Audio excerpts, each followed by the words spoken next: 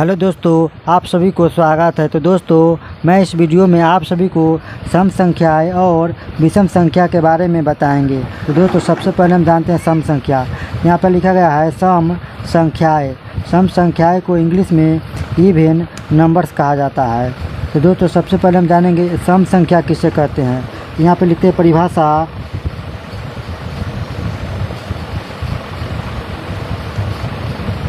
वैसी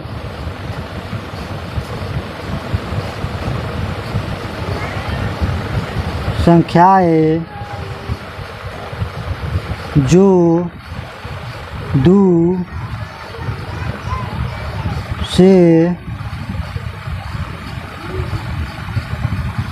विभाजित होती है, सम संख्याएँ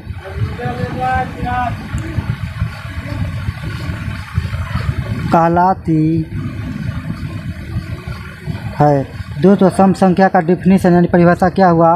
वैसी संख्याएँ जो दो से विभाजित होती है, सम संख्याएँ कहलाती है। तो दोस्तों, यहाँ पे विभाजित का मतलब होता है पूरा भाग लगना। किस से?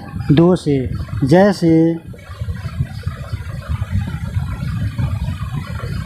जैसे हो जाएगा आपका दो क्या है? सम संख्या है, क्योंकि दो में अगर हम दो से भाग देंगे तो दो से पूरा विभाजित यानी भाग लग जाएगा।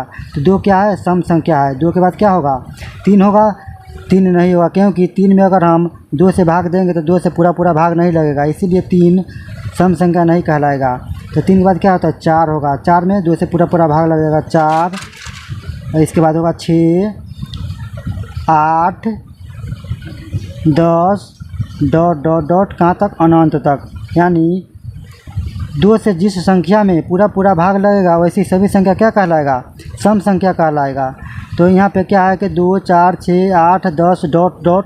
यानी आगे कोई भी संख्या ऐसा हो जिसमें दो से पूरा भाग लगना चाहिए, तभी वह क्या कहलाएगा? सम संख्या कहलाएगा। तो दोस्तों, उम्मीद करते हैं आपने सम संख्या को समझ लिया होगा। अब हम जानेंगे विषम संख्याएँ के बारे में। तो दोस्तों, यहाँ पर लिखा गया है विषम संख्याएँ। विषम संख्याएँ को इंग्लिश में ऑड नंबर्स कहा जाता है। तो दोस्तों, सबसे पहले हम जानेंगे विषम संख्या का परिभाषा। तो लिखेंगे यहाँ पे वैसी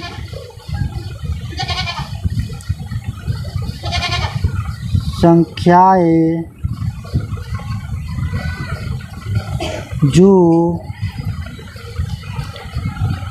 दो से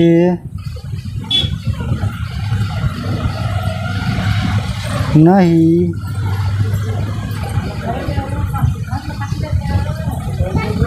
विभाजित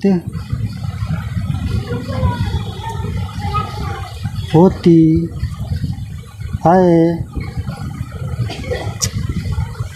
विषम संख्याएँ कहलाती है। क्या है परिभाषा? वैसी संख्याएँ जो दो से नहीं विभाजित होती है, विषम संख्याएँ कहलाती है। यानी कहने का मतलब है कि दो से विभाजित नहीं होना चाहिए, यानी दो से पूरा भाग नहीं लगना चाहिए। जैसे अगर यहाँ पर लिखेंगे दो, तो दो से दो में पूरा भाग लग जाएगा, लेकिन यहाँ पर कंडीशन दिया गया है कि दो से विभाजित नहीं होना चाहिए, यानी दो से भाग नहीं लगना चाहिए। तो दो के बाद कौन होगा? तीन। दो, तो अगर हम यहाँ पर लिखते हैं तीन, तो तीन में दो से भाग नहीं लगेगा। तीन के बाद क्या होगा? चार होगा? चार नहीं होगा, क्योंकि चार दो से विभाज्य है। इसके बाद होगा 5। 5 के बाद कौन होगा? कौन सा संख्या विषम होगा? तो आपका हो जाएगा 6 नहीं होगा, क्योंकि 6 सम संख्या है, तो 7 हो जाएगा। देखिए ना, 7 में अगर हम 2 से भाग देंगे तो 7 पूरा विभाज्य नहीं होगा, इसीलिए 7 क्या है? विषम संख्या है। 7 के बाद होगा 9। 9 भी 2 से क्या है? विभाज्य नहीं है। उसके बाद होता है 10 नहीं होगा 10, क्योंकि सम संख्या है तो 10 के बाद क्या होता है 11 होता है। 11 लिखेंगे, 11 भी 2 से क्या विभाज्य नहीं है, तो यहाँ इसी तरह से डॉट डॉट जाएगा कहाँ तक आपका, इन्फिनाइट तक। तो दोस्तों यह सब क्या है कि विषम संख्या है, यानी जी किसी भी संख्या में अगर 2 से भाग देंगे, 2 से भाग नहीं लगेगा तो वह संख्या विषम संख्या कहलाएगा। तो दोस्तों उम्मीद करते हैं यह वीडियो आपको जरूर समझ में आया होगा, तो वीडियो को जरूर लाइक कीजिएगा और इसी तरह का वीडियो देखने के लिए हमारे यूट्यूब चैनल को जरूर सब्सक्राइब कीजिएगा। Thank you.